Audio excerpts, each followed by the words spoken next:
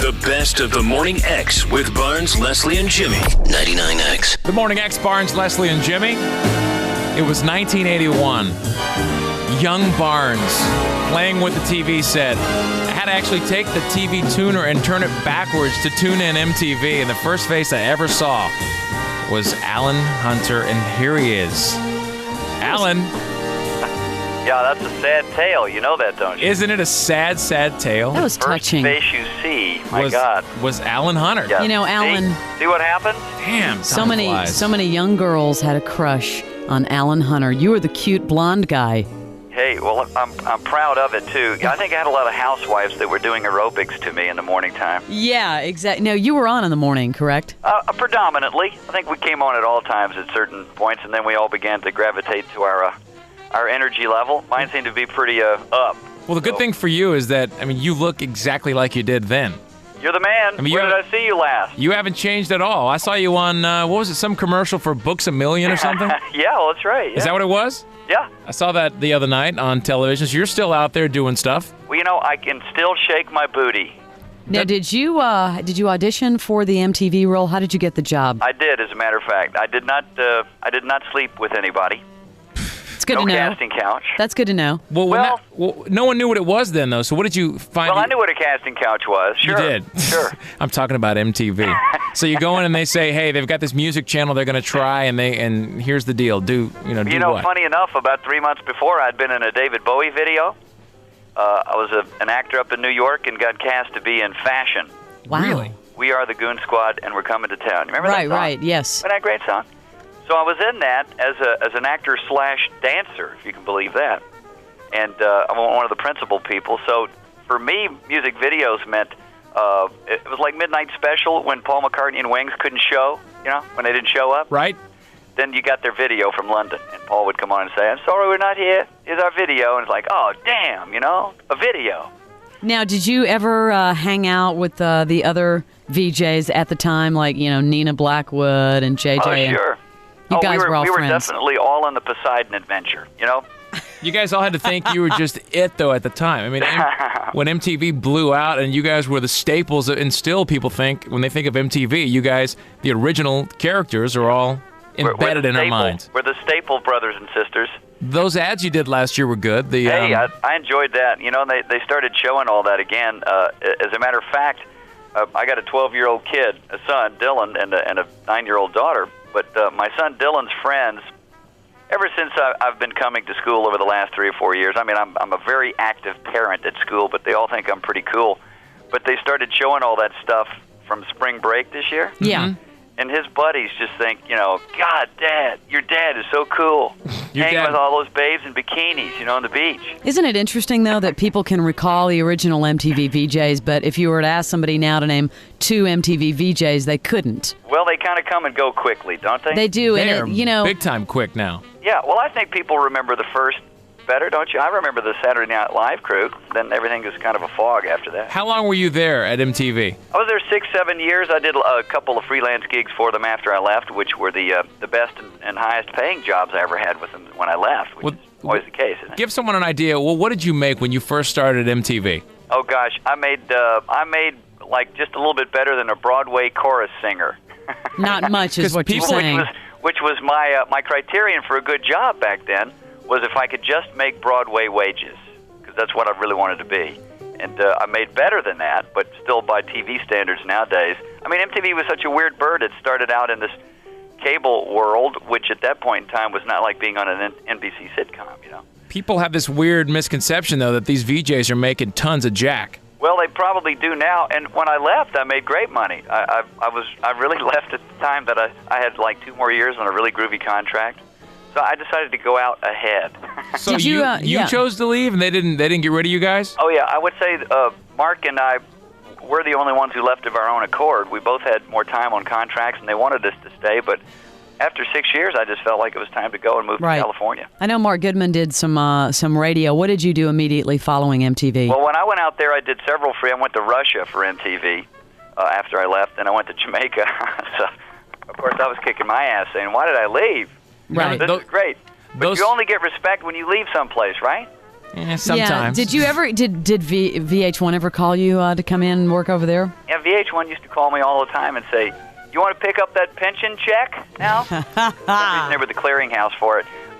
We all sit around from time to time and go, "Why is that guy from the Monkees doing the '80s show?" Or whatever. Yeah, exactly. I don't understand. Isn't it funny how the MTV spring break shows have changed since your day to now? Well, again, they showed that MTV Uncensored, Spring Break Uncensored, and they were showing stuff that I was doing with people, and we were probably just about as stupid or irreverent. They just didn't show as much. Right. I think the one that I thought was pretty funny this year was where the kids get in the back seat of the Volkswagen and change clothes. Yeah. Anybody see that one? I didn't see that one. I saw the triple kiss from Cancun. I thought that was pretty... Oh, I mean the guys? The two girls who were kissing each other, and then they let a guy in the kiss. Oh, that's right. Well, I got to tell you, I'm not a prude by any... You can't shock me, but, boy, they certainly show some things on television that I can't believe the censors let them do that. So you have been behind the camera and very successful at it. Tell everyone what you've been up to. Well, I came back to Birmingham to open up a production film company with a brother of mine who's been a photographer for years. We've always wanted to do that. MTV was sort of that was a fork in my career. I wasn't going to do that. I certainly love performing and being talented, still do and will. But I always knew I was going to be hair director at some point in my life. So I'm directing film commercials over here, and then soon independent films. If you had to call in Alan, you had to call in the big favor, and you had to get some big celebrity to come help you out and make an appearance, is there someone that you met back in those MTV days you could just phone up and go, "Hey, I need a favor"? I met Tom Cruise. MTV was about more than music after a while. It was about the entire entertainment realm. Right. And Tom Cruise came in just after Risky Business, and we talked underwear and grippies and stuff like that, so we got to know each other fairly well. I would love to be able to call up Tom and tell him to come on down here, but I think he's trying to figure out who he wants to be. What do you mean who he wants to be? He can't make it. David Lee Roth, I think he'd be a kook, but he has funny hair nowadays. Yeah, what's left of it? Funny thing, out at Sundance, I met up with Gene Simmons from Kiss. We knew each other, Paul Stanley and Gene and I. Didn't ever hang out that much, by the way. He was too damn tall. But I met him out there and said, "We're having this big film festival." He said, "Cool."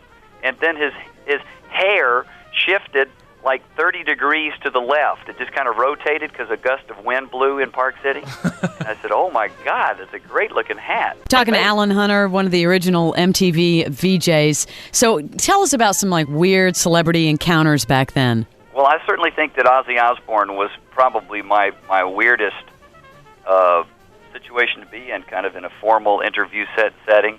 And he comes in. He said he had a cold and the flu and just flew in and was taking drugs for it. He's a very frail man. Just had to take some drugs for the flu.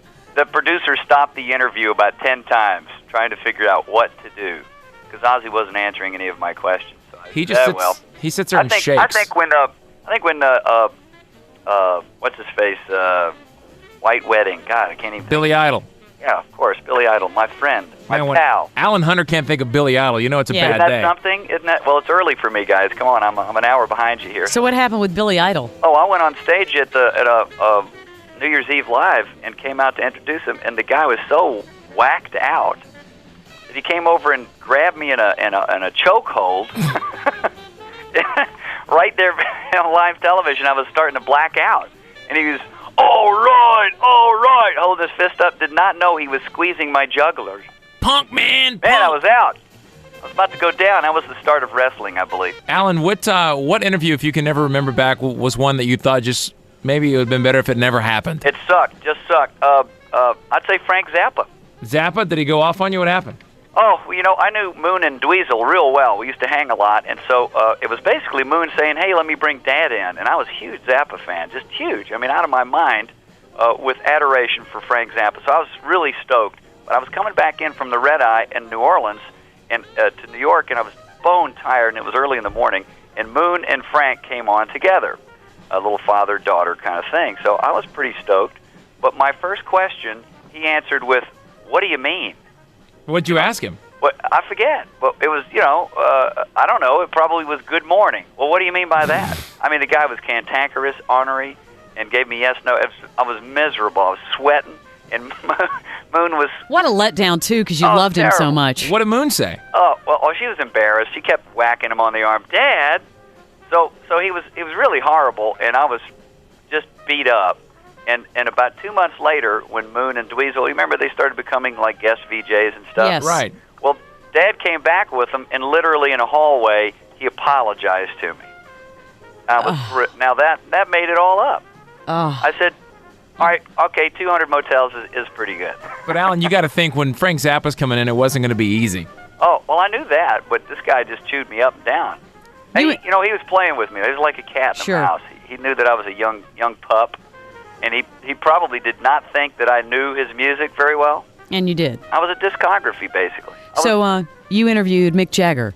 I talked to Mick. Actually, Mark got to do the Mick Jagger. Oh, no, actually, JJ got to do the Mick Jagger interview. I did a small interview with Mick at Live Aid. We did a little bit at Live Aid. Mark did like the in-depth interview. We used to all scrap over the interviews. Actually, I did. I wanted to interview movie stars and Hawaiian Tropic girls. Somebody wouldn't just assign those to you? You guys would all start fighting over it? Well, you guys know what it's like to work at a place, and good things come in, be they VIP passes to the next concert or an interview. Your program director will probably say who's going to do it, but then you scrap too. So I want to do it. No, I want Yeah, I want to do it. So I wanted to do the Paul McCartney interview, but Martha got that one. I tell you the truth, I was not the interview king. I just didn't. To me, sitting and being reverent with somebody, especially somebody from Motley Crue, come on. They showed some clip of Martha just tanking with somebody. Was it David Lee Roth? Yeah, she was like all a goo-goo for David. She loved him. It was Martha, to be as cute as she was, she used to date people like Stiv Bader. Who? Stiv was her boyfriend for many years. Stiv Bader? Yeah, she loved the real grunge rock types. I don't even know who Stiv Bader is. Well, he was in the not the Sex Pistols, but he was a seminal punk rocker from England. And you still get together with all those guys, all the MTV VJs. We do. Martha has got the cutest baby, and Jordan Tarlow, her longtime husband, is a real successful music producer for Revlon commercials and stuff like that. So they're doing great. We drink margaritas. We do not rehash the old times. I wouldn't think you'd be over it by now. You would think. Oh, hey, look, the '80s was great. Exactly. Well, you're definitely a piece of television history as one of the original VJs, but and we've never met you, so sorry to bring up the old times if we did too much. Oh, hey, no, not at all. I'm glad to be a piece of something. You're a piece. I thought you were going to say, You're a piece of shank. I'm looking good. Alan, one last thing before you leave. Everyone does the fish quiz before they get out of here. Oh, no. That's right. Now, you guys weren't innovative enough back there on old MTV to have a fish quiz. I'm totally unprepared, but I'm ready. Well, that's why. We don't want you to be prepared. Okay. You're going up against all other major celebrities that have come on unprepared. Is this like the Daily Show quiz? It's kind of like that. Okay. You get 15 seconds to name as many fish as you can. Now, anything living underwater is accepted on the fish quiz. Anything alive underwater will count, so gather your thoughts. We'll give you a second. Okay. Speed is the key, Yes, Alan. Coolio is the champion. I'm not a fast rapper. Yeah, I'm not going to. He didn't rap it, but he was pretty quick. I'm not going to tell you how many he got, but come on, you do a little fishing there in Bama. That'll put pressure. Okay, on your mark. Okay. Get set. Go. Crappie, bass, trout, eel. That's a mammal, isn't it? Eel. Angelfish. A porpoise fish. A dolphin fish. You're not supposed to say the fish word, I know. You know what, Alan? You came out of the gate, and I thought you were going to take care of business. And then you stalled out at number 5. It's all right. You got 7. Good, thank you. I realized that I choke under pressure. The champ had 15. Coolio had 15. I knew I wasn't going to even come close. You know what I really wanted to say? I just wanted to say the word crappy. Crappy. And last, I know you got to go, but I was in a magazine store doing a commercial for Books A Million, as a matter of fact. That Books A Million commercial, and behind me there's a magazine that said Crappy Strategies. Nice fishing section. Fishing section. Swear to God. Alan, it was nice to meet you. Hey, guys, Thank have a great you. time over there. Come on over and visit us. We'll Thanks, do it. Alan. The best of the Morning X. 99X.